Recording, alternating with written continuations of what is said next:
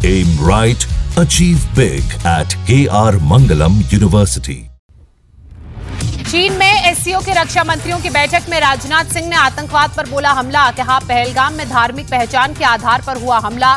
निर्दोषों का खून बहाने वालों को नहीं छोड़ेंगे। पाकिस्तानी रक्षा मंत्री के सामने राजनाथ सिंह ने बिना नाम लिए पाकिस्तान को बताया आतंकवाद का समर्थक।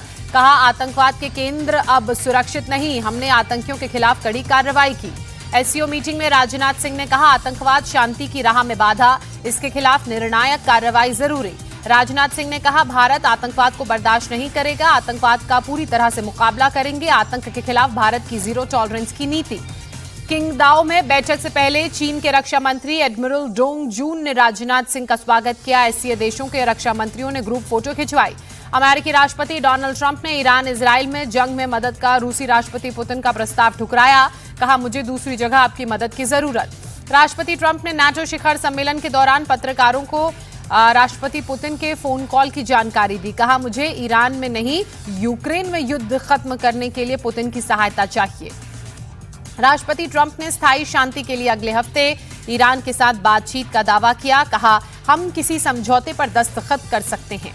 ईरान और इजराइल के बीच युद्ध विराम पर राष्ट्रपति ट्रंप का दावा। अगर ईरान के न्यूक्लियर एनरिचमेंट प्रोग्राम साइट्स पर अटैक नहीं किया होता तो युद्ध विराम नहीं होता। राष्ट्रपति ट्रंप ने दोहराया अमेरिका ने ईरान के न्यूक्लियर प्रोग्राम को काफी हद तक खत्म कर दिया है, अब ईरान को कभी परमाणु बम नहीं बनाने देंगे।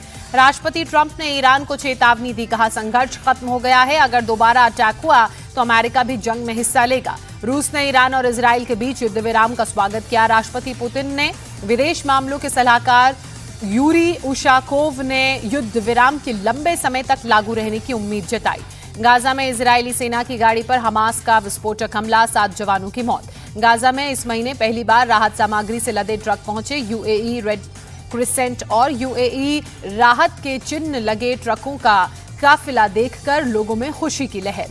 राहत सामग्री के ट्रकों पर सवार नकाबपोशों ने भीड़ को हटाने के लिए हवा में चलाई गोलियां। जल्द ही लोगों में वितरित की जा रही है राहत सामग्री। नाटो शिखर सम्मेलन के दौरान राष्ट्रपति ट्रंप से यूक्रेनी राष्ट्रपति जेलेंस्की की मुलाकात। ट्रंप ने रूस यूक्रेन युद्ध पर चर्चा की, शीघ्र हल करने की उम्मीद जताई। नाटो शिखर सम्मेलन के दौरान Zelensky Britain, Italy, Germany, France और पोलैंड के राष्ट्राध्यक्षों से मिले। E5 देशों को यूक्रेन के महान मित्र बताया।